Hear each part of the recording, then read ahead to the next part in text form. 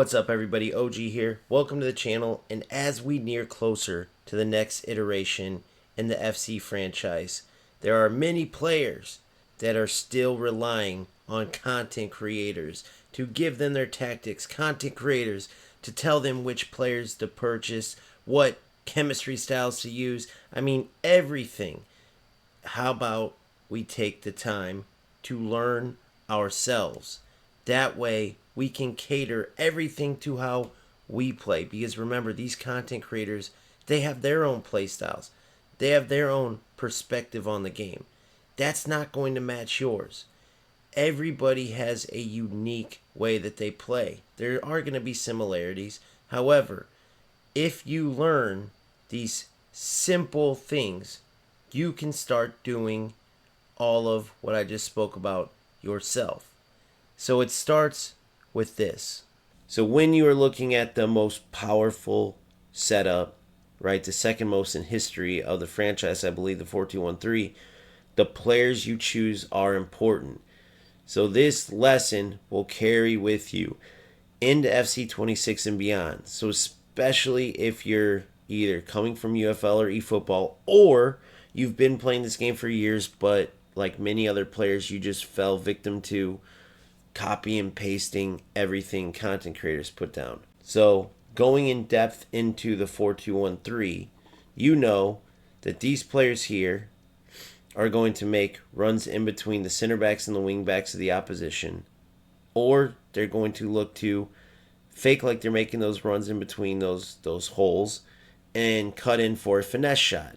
Okay, so starting with your attack, you want both of these wingers to have finesse shot plus. That's huge, okay? If you can help it. Now, maybe you get some sick player and regular finesse shot works, but finesse shot plus, followed with low driven, is just important for any attacker because it's such an OP way to score. But this finesse shot plus is huge. This cut-in ability, right?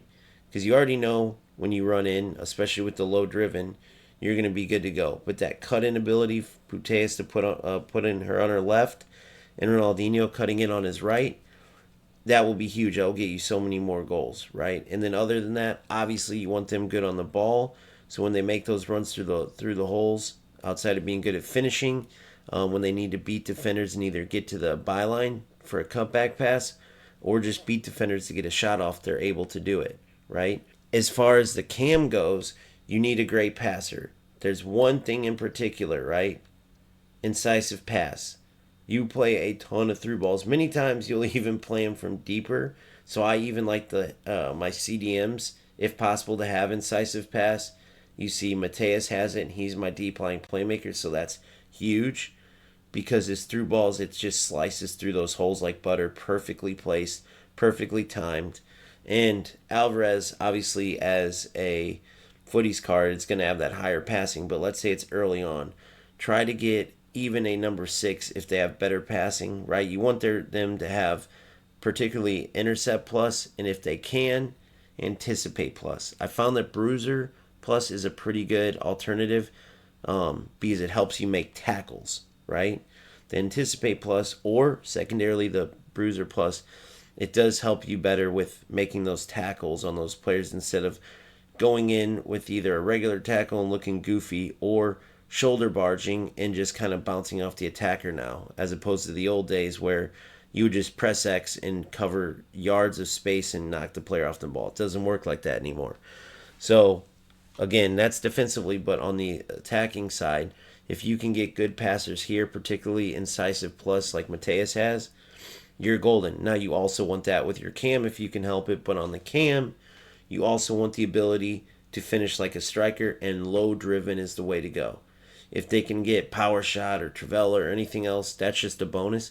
But as long as they have low driven, that's huge. Now 26, you can low driven any shot. Power shot, regular shot, finesse shot by just double tapping the shoot button. What used to be time finishing, now the timing doesn't matter. You just double tap it. With whatever shot you're taking, it will be a low driven, which is huge. So that takes the need to get low driven away. There will be some additional play styles, some combinations. We can look at those as they come out. But that's what's needed for your cam. You want them to be able to score goals. And in FC25, since she has the low driven, that's huge. She has dribbling abilities and, like I said earlier, the incisive pass. So she has it all. She's smaller, she's compact, but she still has the strength. Now, everybody pretty much is juiced up because of footies cards, so it's more about the play styles than the stats. You know their stats will be good, right? And then, of course, the striker, we just gave it away with the cam or secondary striker. She's a shadow striker.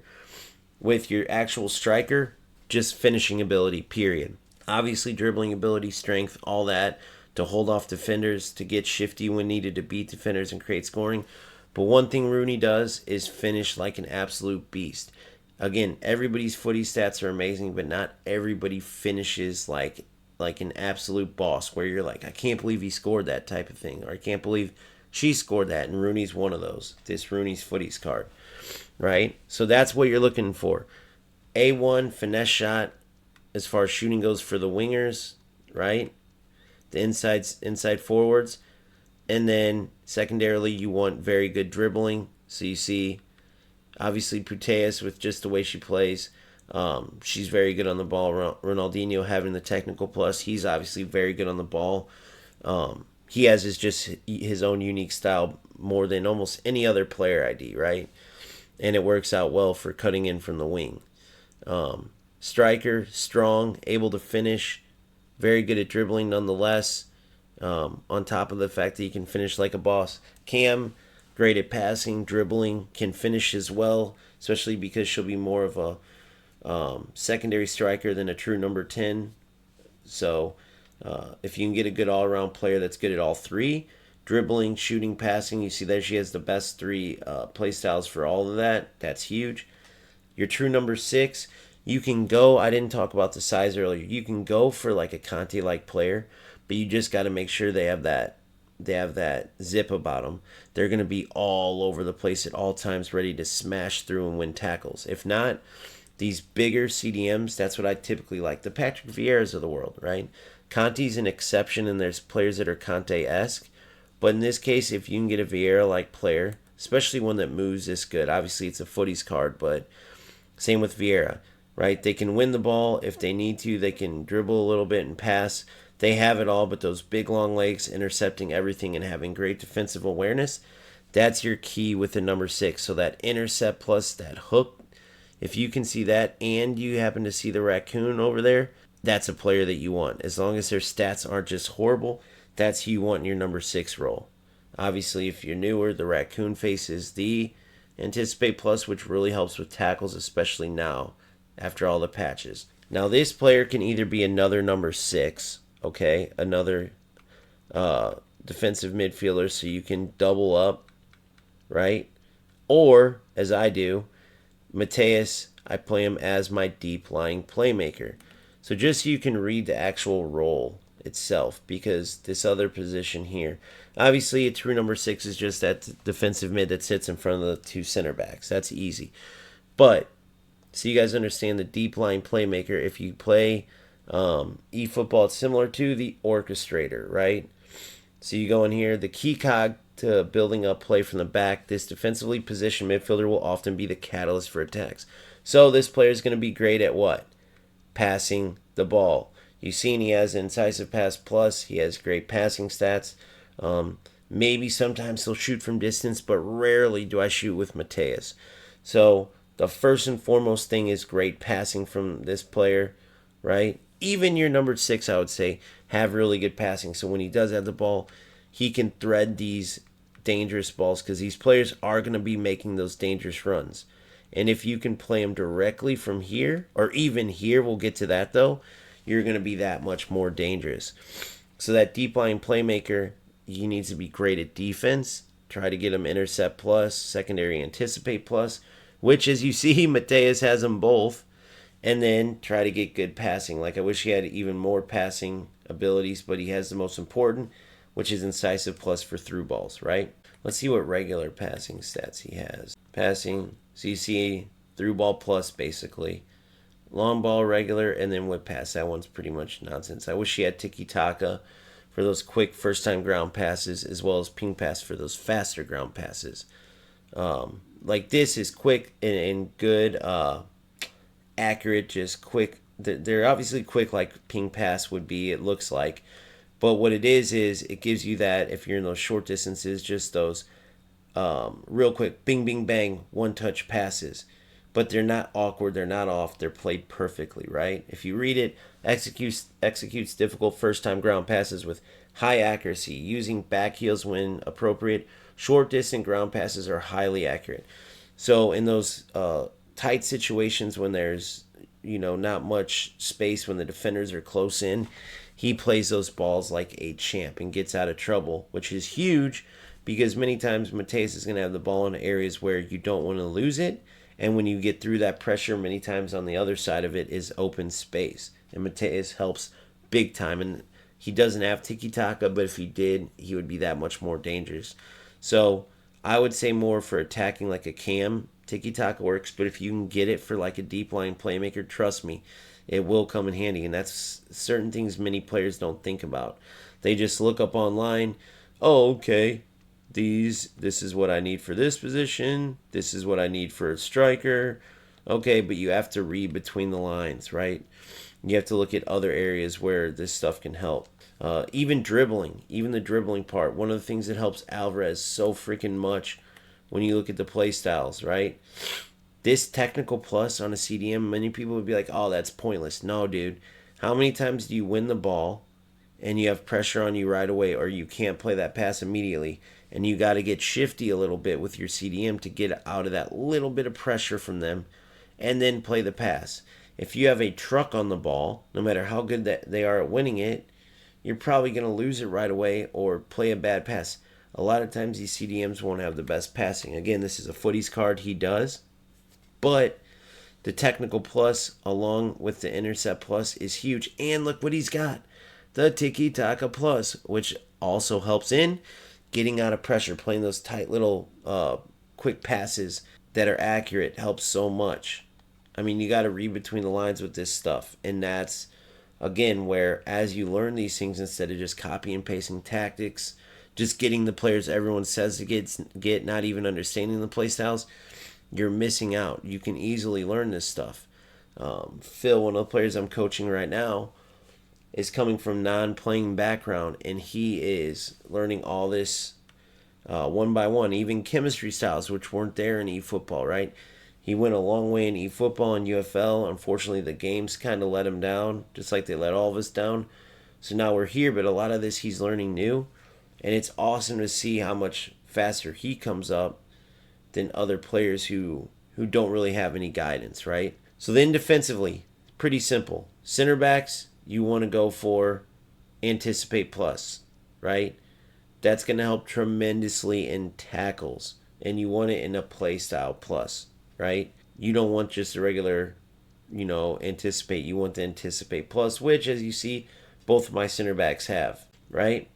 Now on Romero's side, he has bruiser, aerial, and tiki-taka, right? I added that to him because, again, if and when he wins the ball and can play some tight little passes to get out of pressure, that's even better. So I added that to him.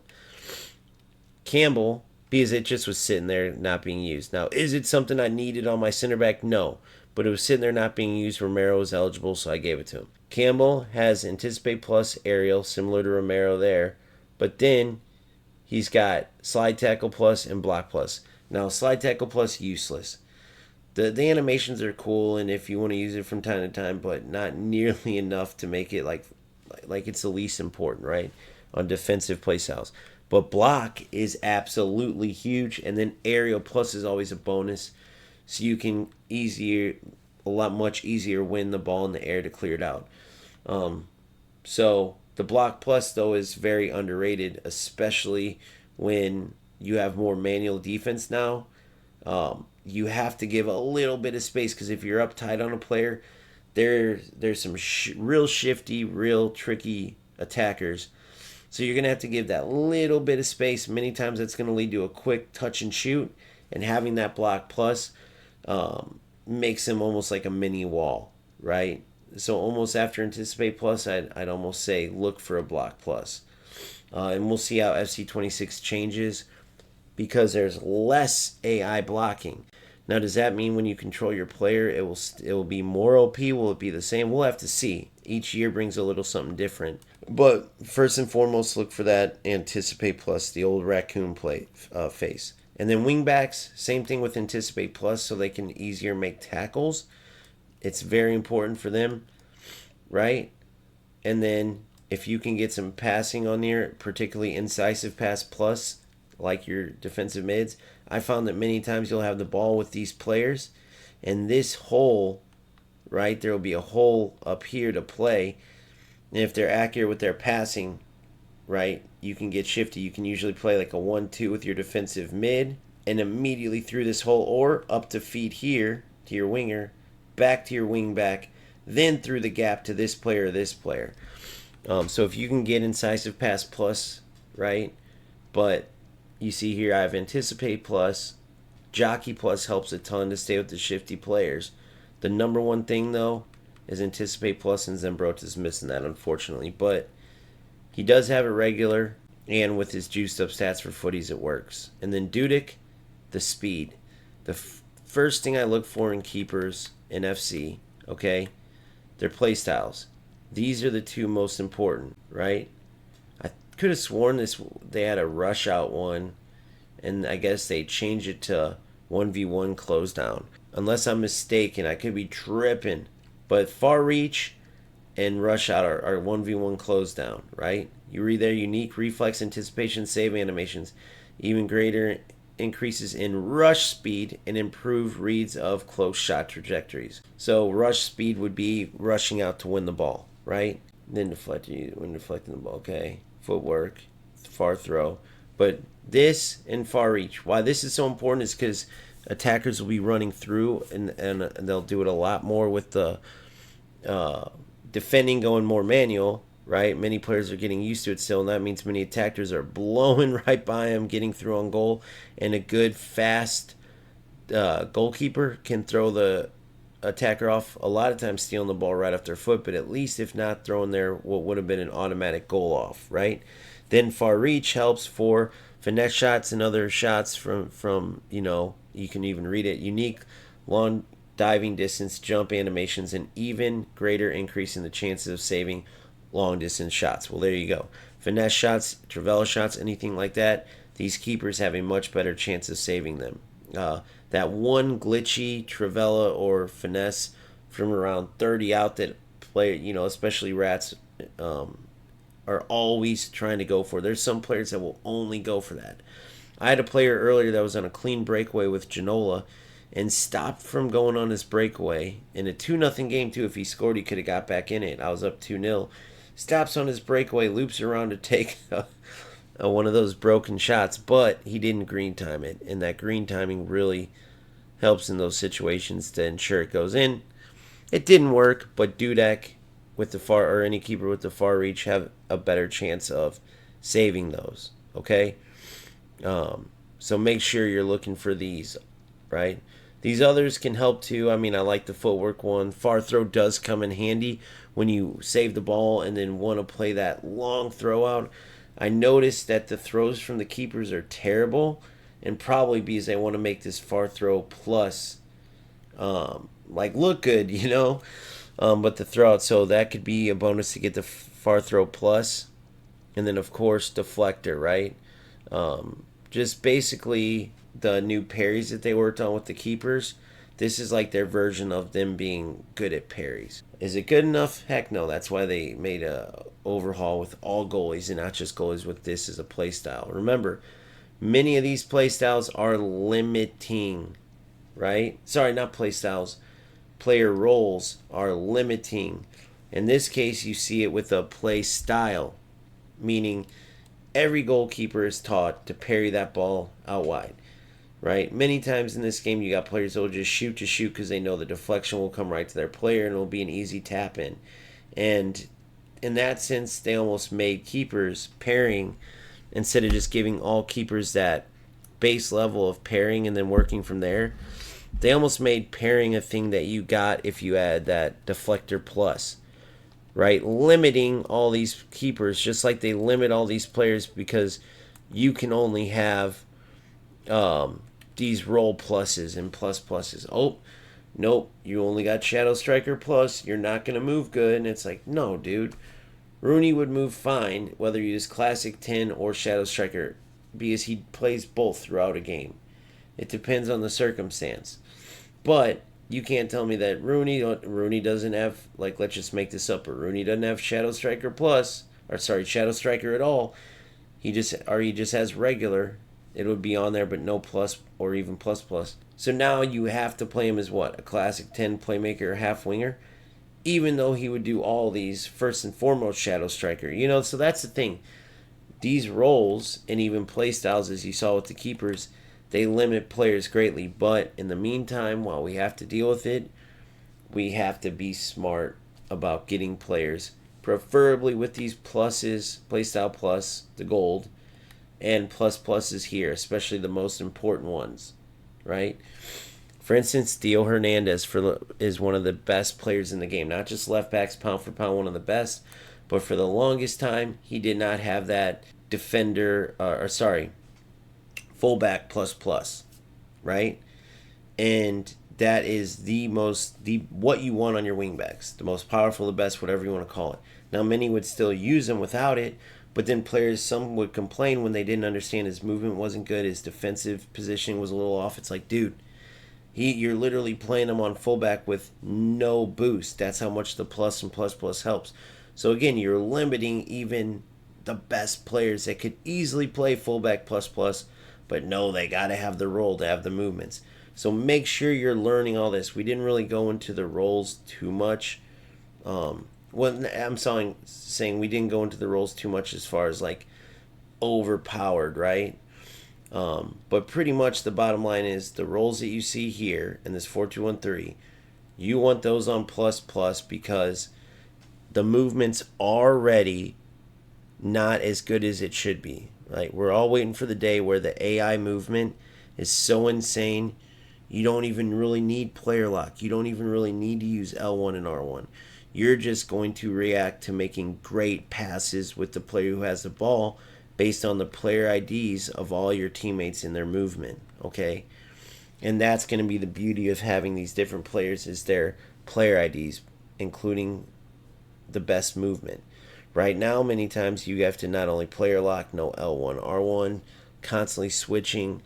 The unrealistic look of player lock when you're making all these zippy runs and the defender from the opponent's following you, I get where people are like, player lock's got to go.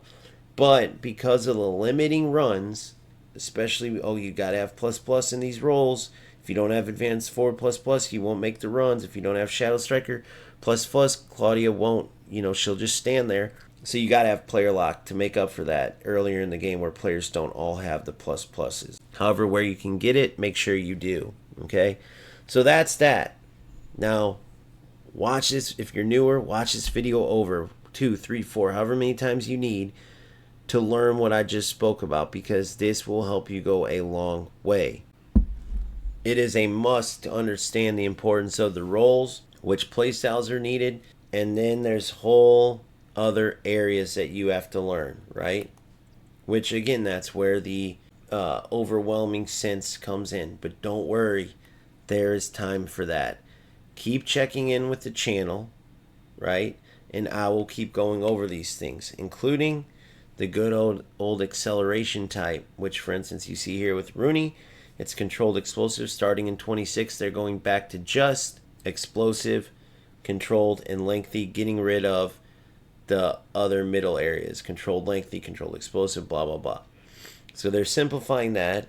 But then when you go in to foot bin, which I'm going to show you right now, then when you go into foot bin, you're going to see we could click on any player. Let's click on good old R9, right?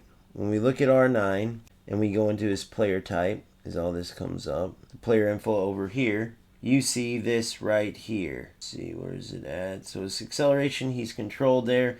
Obviously, you put different chem styles on, and it changes, right? You put different chem styles on, and his accelerate can change. Again, next year that will only be explosive, controlled, and lengthy.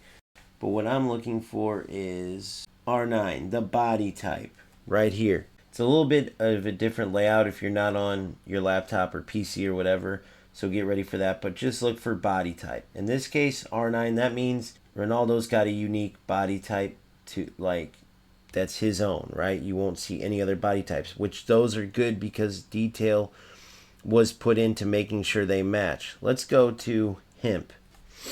Very good player. You see holding this price right now is good. She's one of the 99 England Euro winners.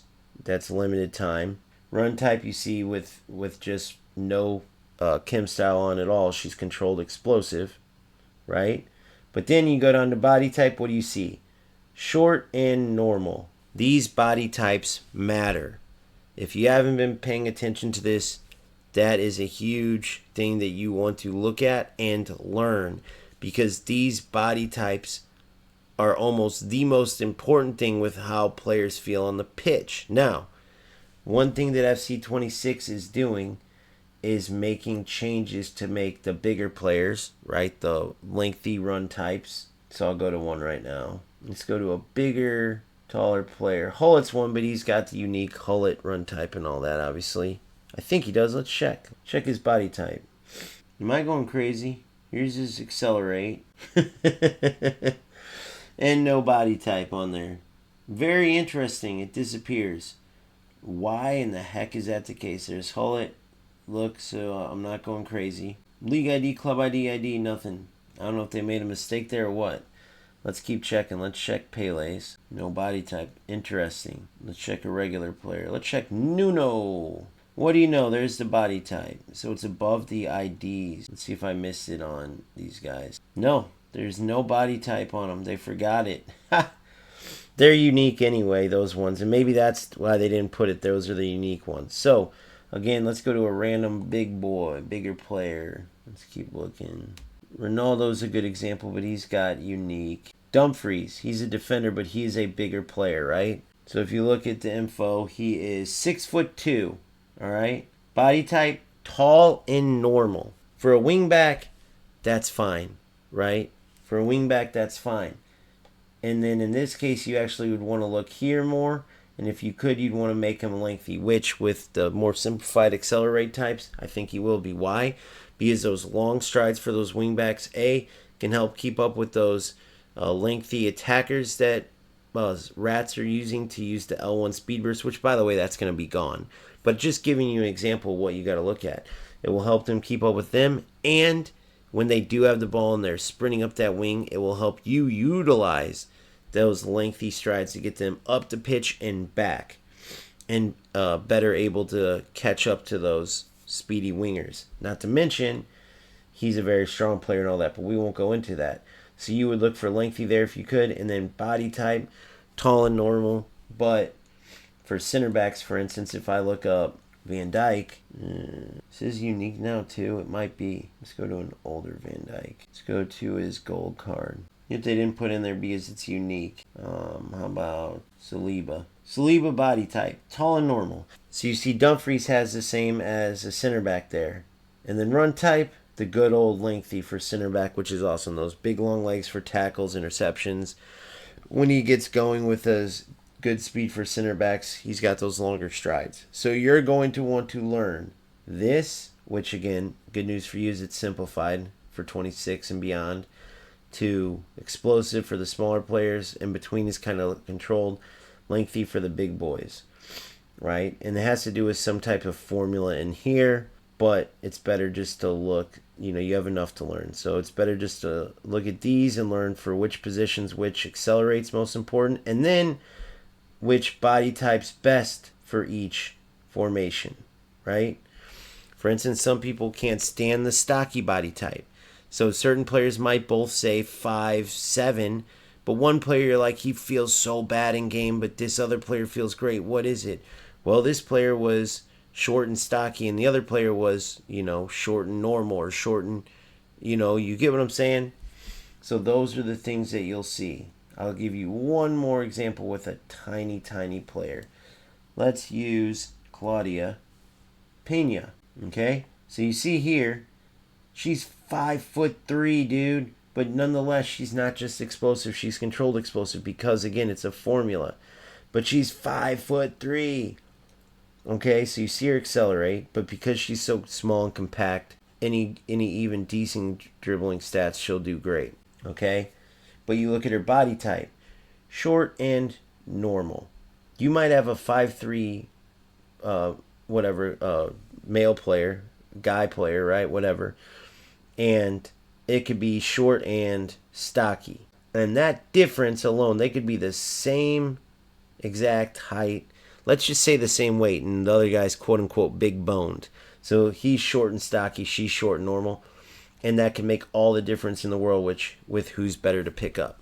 So it's very important to start learning these body types along with the accelerates, along with everything I've been going over with you in game, right? Along with, you can see the accelerate type in game 2. You can't see the body type though. Unfortunately, I wish you could. Along with these playstyles and roles, right? That will help you tremendously in not wasting your time on certain SBCs and then knowing other SBCs that are must-dos or that you want to do. It will help you understanding, like, maybe you like certain players just for, even though the others, right, if you look it up, will say, oh, tall and normal is terrible for, let's just make this up, for wingbacks. And for you, they're perfect. Or, man, I can't stand those short, like Karauchi or whatever, and then Baca or Alex Scott or whoever. I can't stand those small wingbacks. I need a big, strong wingback. But then for you, like Baca is your favorite, and then Karchawi and all these smaller, Roberto Carlos, whoever, are excellent. You have to understand which players in each positions you play best with, and then understand the whys. Okay, they're all short and whatever. They're all explosive and they're all under 5'8". Whatever it is, those details matter more than just, I really like Claudia, I really like Rooney, I really like, you got to get to the nitty gritty. What roles were they playing? What play styles did they have? What body types and accelerate did they have? All of it.